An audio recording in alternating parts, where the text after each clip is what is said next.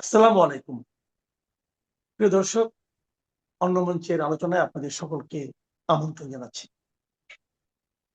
আজ আমাদের আমন্ত্রিত অতিথি হয়ে আমাদের সঙ্গে আছেন গতকাল ৩রা এপ্রিল ২০২৬ ইরানের পক্ষ থেকে এক দাবির প্রেক্ষিতে পুরো বিশ্বের চাঞ্চল্য তৈরি হয়েছে। দাবিটা কি? ইরান দাবি করেছে গত ২৪ ঘন্টায় আমেরিকার দুটি অত্যাধুনিক F-35 বিমান তারা ভূপাতিত করেছে। মানে F-35 যুদ্ধ বিমান, একটি বিমানের আবার পাইলটকেও বন্দি করতে পেরেছে তারা। এছাড়া ইসরায়েল থেকে আসা একটি F-15 বিমানকেও ধ্বংস করেছে ইরান, আর সেই বিমানের পাইলটকেও, ইসরায়েলি পাইলটকেও বন্দি করেছে তারা। এই নিয়ে এ পর্যন্ত 4টি ইউএস যুদ্ধ বিমান ধ্বংস করল ইরান বলে ইরান দাবি করেছে। ইরানি গণমাধ্যম তাসলিম এই খবর প্রচার করেছে। লক্ষ্য করার মতো ব্যাপার হলো, ইউএস আর্মি এসব ঘটনা যেমন স্বীকার করেনি তেমন অস্বীকারও করতে পারেনি। যুদ্ধের সময় সব পক্ষই ফেক নিউজ বা মিথ্যে খবর প্রচার করে, এটা যুদ্ধের অঙ্গ। আন্তর্জাতিক সংবাদ মাধ্যমগুলো খুব কশাস রিয়াকশান দিয়েছে আমেরিকার যুদ্ধবিমান ধ্বংস এবং 2জন পাইলটের বন্দী হওয়ার খবরটিকে। তারা সরাসরি ইরানের দাবিকে সত্যি বলছে না বটে, তবে আমেরিকার ফলো আপ অ্যাকশান দেখে তারা এই সন্দেহ প্রকাশ করেছে যে ইরানের দাবি পুরোপুরি মিথ্যে এমনটা বলা যায় না। অর্থাৎ সত্যি আছে। সত্যিটা কত দূর? অনেকেই বলছে F-35 ধ্বংস হয়েছে, F-15 বিমান ধ্বংস হয়েছে, যুদ্ধ বিমান, কিন্তু ওই পাইলটের তাদেরকে গ্রেপ্তার করে বন্দি করতে পেরেছে কিনা ইরান, সেটা নিয়ে সন্দেহ। আর এই কারণে গভীর ঔৎসুক্য জেগেছে সবার মধ্যে যে আমেরিকার বিমান ধ্বংস ও পাইলটের বন্দি হওয়ার ঘটনা মধ্যপ্রাচ্যের যুদ্ধের মোড় একেবারে ঘুরিয়ে দিতে পারে। কেন বলছি এই কথা? তার তথ্যনিষ্ঠ বিশ্লেষণ নিয়ে আমার এখনকার প্রতিবেদন। নমস্কার, খবরের অন্তরালের খবর নিয়ে ক্যালকাটা ডায়ালগস থেকে মনোজ দাস। আগেই বলেছি, আমেরিকা এখনও পাইলট আটকের বিষয়টিকে সরকারিভাবে স্বীকার করেনি, তবে উদ্ধার অভিযানের প্রচেষ্টার খবর পাওয়া যাচ্ছে। আর এই উদ্ধার প্রচেষ্টার খবর এটাই প্রমাণিত করে যে ইরানের দাবি মিথ্যে নয়, অর্থাৎ কাউকে না কাউকে তারা গ্রেপ্তার করেছে পাইলটদের। কেননা বিমান ধ্বংসও হয়েছে, না হলে বা পাইলট বন্দি না হলে তাকে উদ্ধারের চেষ্টা কেন হবে? একটি সাধারণ যুদ্ধ বিমান ধ্বংস হওয়া আর F-35 বিমান, F-15 বিমান ধ্বংস হওয়া এক জিনিস নয়। F-35 লাইটনিং 2কে বলা হয় পৃথিবীর সবচেয়ে উন্নত 5th জেনারেশন স্টেলথ ফাইটার।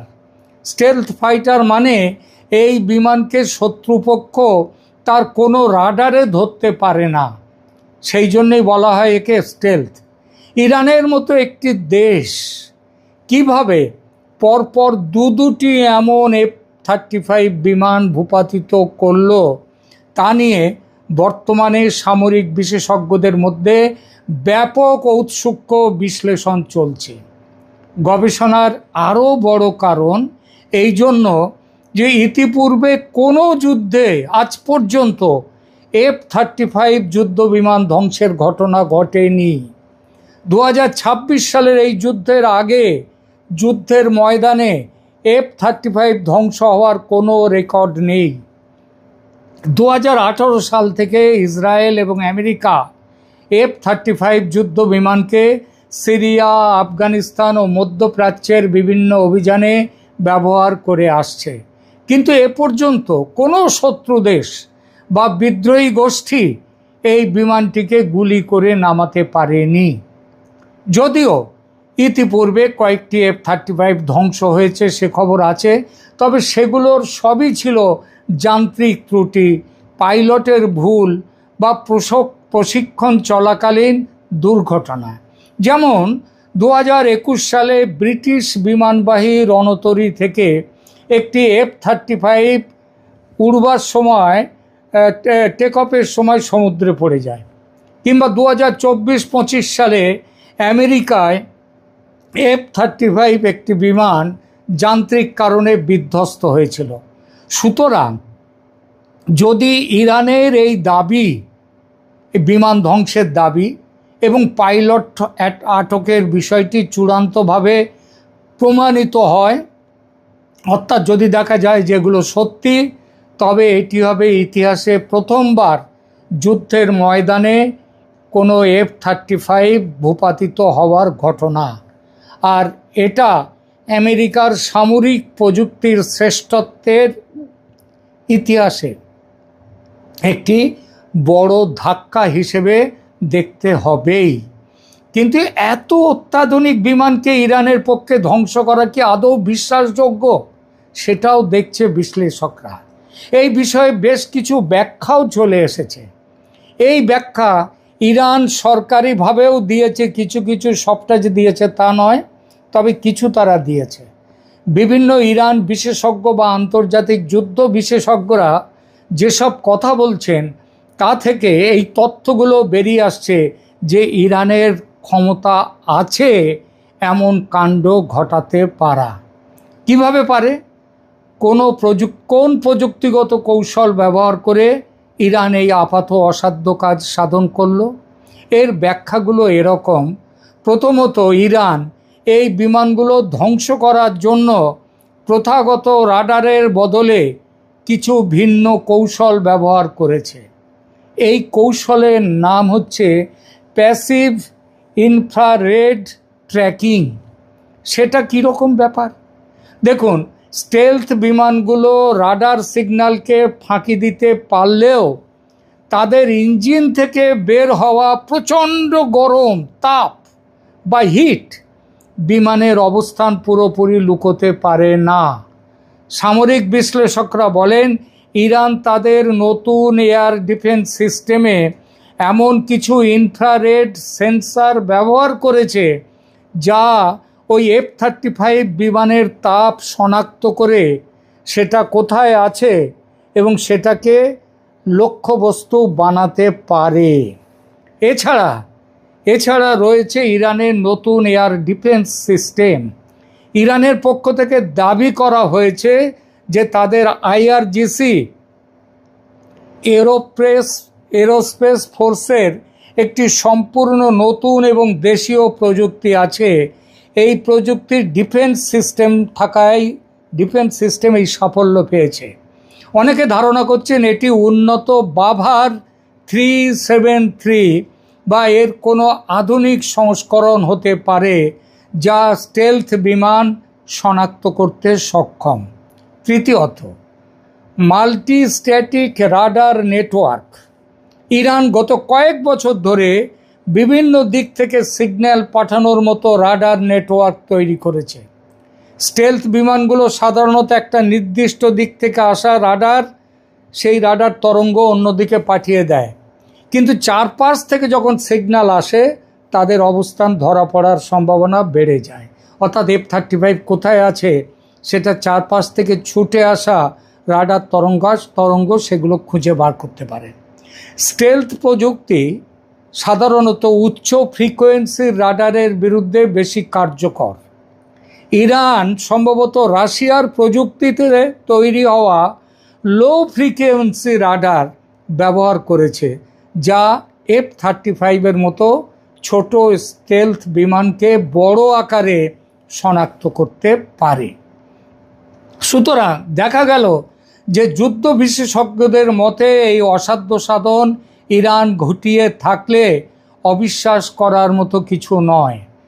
আর কিছু একটা যে সত্যি সত্যি ঘটেছে সেটা বোঝা যাচ্ছে আমেরিকা ইসরায়েলের রেস্কিউ মিশন বা ওই যে পাইলটদের উদ্ধার করার মিশন বা তাদের উদ্ধার তৎপরতা দেখে।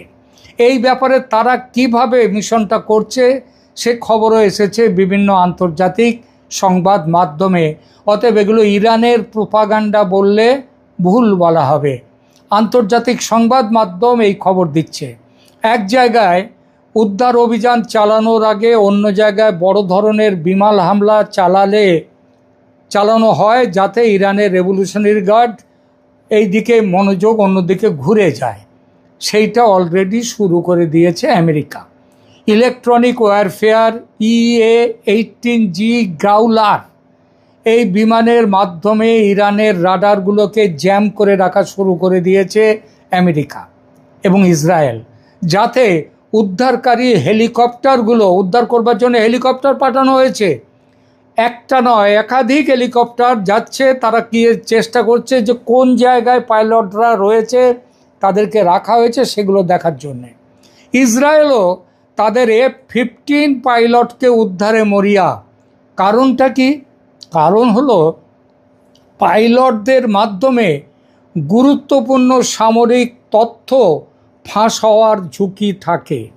এসব ছাড়া ইরানের ভেতরে থাকা মোসাদ, মানে ইসরায়েলের যে গোয়েন্দা সংস্থা মোসাদ, তাদের কিছু সোর্স ইরানের ভেতরে রয়েছে। এটা অনেক দিন ধরেই আছে, সব দেশের ভেতরেই অন্য দেশের সোর্স থাকে।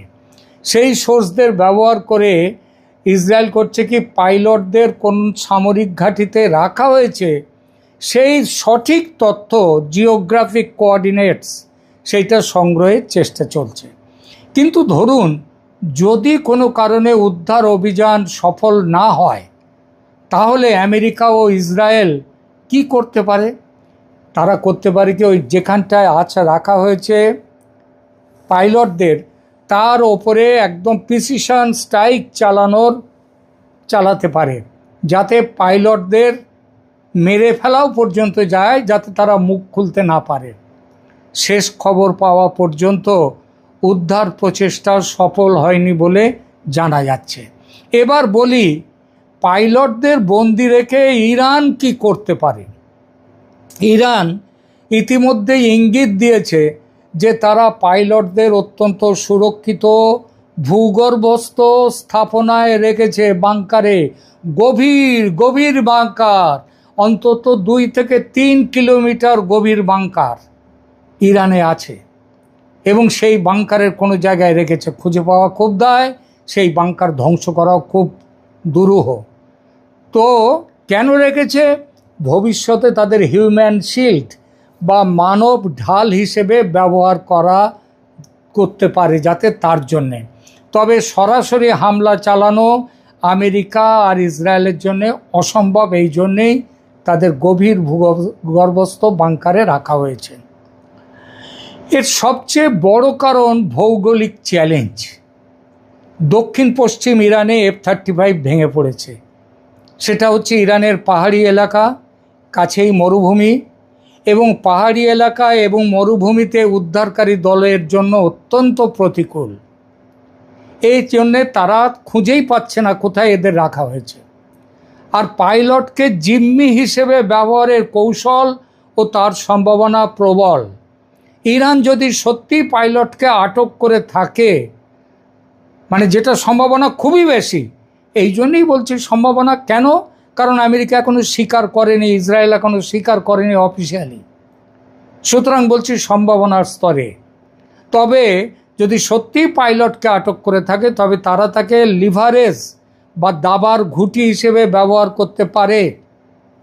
কিভাবে? পাইলটের ভিডিও প্রকাশ করে আমেরিকার সাধারণ মানুষের মধ্যে যুদ্ধের বিরুদ্ধে জনমত, যেটা ইতিমধ্যেই যথেষ্ট, সেই জনমতকে আরও প্রবল করে তুলতে পারে। অতীতেও জিম্মি সংকটের সময় ইরান কিন্তু এই কৌশল ব্যবহার করেছে এবং সফলও হয়েছে। এটা ছাড়া পাইলটকে জিম্মি হিসেবে ব্যবহার করে আমেরিকার বর্তমান আক্রমণ, বিশেষ করে ওই যে গত পরশু যে B-1 ব্রিজের মতো গুরুত্বপূর্ণ অবকাঠামো ধ্বংস করার পর, আমেরিকাকে থামানোর জন্য পাইলটকে মুক্তি দেওয়ার শর্ত হিসেবে যুদ্ধবিরতি বা নিষেধাজ্ঞা শিথিল করার দাবি তুলতে পারে ইরান। পাইলটকে চাপ দিয়ে গোয়েন্দা তথ্য আদায় করার চেষ্টাও হতে পারে। আগেই বলেছি, একজন F-35 পাইলট অনেক গোপন সামরিক কোড এবং কৌশল জানেন। ইরান এবং তাদের মিত্ররা যেমন রাশিয়া বা চীন প্রযুক্তিগত তথ্য পেতে ইরানের সঙ্গে জোট বেঁধে ওই F-35 পাইলটকে তাকে জিজ্ঞাসাবাদ করতে পারে অত্যন্ত গভীরভাবে, এবং সেখান থেকে অনেক তথ্যও পেয়ে যেতে পারে। পাইলটকে জিম্মি রেখে মানব ঢাল হিসেবে ব্যবহার করার কথাও বলেছি। গুরুত্বপূর্ণ সামরিক স্থাপনায় পাইলটকে রাখা হতে পারে যাতে আমেরিকা সেখানে বোমা হামলা চালাতে দ্বিধাবোধ করে, কারণ বোমা ফেললে তারা মরে যাবে। আবার এমন হতে পারে তাদের মুখ বন্ধ রাখার জন্য আমেরিকা বোমাও ফেলতে পারে, তবে সেটা দেশের মধ্যে মুখ ফুটে বলবে না। বলা বাহুল্য, এই ঘটনার ভূ রাজনৈতিক অর্থনৈতিক প্রভাব অপরিসীম। হরমুজ প্রণালী ইরান বন্ধ করে দেওয়ার হুমকিতে তেলের দাম আকাশচুম্বী হতে শুরু করেছে। এখন 120, 30, $40 পর্যন্ত উঠে গেছে ব্যারেল। এই কাঁচা তেল, এই F-35 ধ্বংস ও পাইলটকে বন্দি করার ঘটনা সরবরাহ ব্যবস্থাকে, তেল সরবরাহকে আরও অস্থিতিশীল করে তুলবে। এই উত্তেজনার ফলে হিজবুল্লাহ, হুতি, আল সাকিব, যারা ইরাকের বিদ্রোহী গোষ্ঠী, ইরানের সাহায্যপ্রাপ্ত, তারা ইসরায়েল ও মার্কিন স্বার্থে আরও বড় হামলা চালাতে পারে, যা এবার যুদ্ধ থামার বদলে আরও বড় আকারে যুদ্ধ রূপ নিতে পারে। সংক্ষেপে, পাইলট ধরা পড়ার ঘটনাটি আমেরিকার জন্য একটা বিশাল রেড লাইন। এটি হয় ইরানকে আলোচনার টেবিলে বসতে বাধ্য করবে, যদি ইরান পাইলটকে ফেরত দেওয়ার বিনিময়ে কোনো চুক্তি করতে চায়, কিংবা মধ্যপ্রাচ্যে আমেরিকার প্রত্যক্ষ স্থল অভিযানের পথ প্রশস্ত করবে আমেরিকা যদি জোর করে ইরানের ওপরে আসতে চায়। আবার এমনও হতে পারে এই ঘটনা আমেরিকাকে আরও সামলে দেবে, যুদ্ধবিরতি ঘটাতে বাধ্য করবে। আপাতত এই পর্যন্ত। প্রিয় দর্শক, এই প্রতিবেদন নিয়ে আপনাদের কি মতামত কমেন্ট করে জানান। আমেরিকা ও ইসরায়েল কি তার বন্দি পাইলটদের উদ্ধার করতে পারবে? ইরান কি বন্দীদের রেখে দিতে পারবে কবজায়? মনে রাখবেন, ছোট্ট শহর গাজার সুড়ঙ্গে বন্দি রাখা ইসরায়েলিদের এত 2 বছরেরও বেশি সময় ধরে বন্দি রেখে দিয়েছে হামাস। গাজা পুরো গুঁড়িয়ে দেয়া হয়েছে, তবু গাজার মাটির নিচে সেই হোস্টেসদের উদ্ধারে এখনও ব্যর্থ ইসরায়েল। আর বিরাট এলাকায় ইরানের কোন ভূগর্ভে, কোথায়, কোন পাহাড়ের গহ্বরে রেখে দিয়েছে ইরান 2 পাইলটকে, সেটা খুঁজে পাওয়া কি এতই সহজ আমেরিকা ও ইসরায়েলের পক্ষে? আমার তো মনে হয় অসম্ভব। আপনারা কি মনে করেন লিখে জানান। আর এই প্রসঙ্গে ইরান যুদ্ধের তথ্যনিষ্ঠ সত্য খবর সহ যে কোনো গুরুত্বপূর্ণ ভূ রাজনৈতিক খবর পেতে সাবস্ক্রাইব করুন আমার চ্যানেল ক্যালকাটা ডায়ালগস। পাশে থাকবেন। ধন্যবাদ।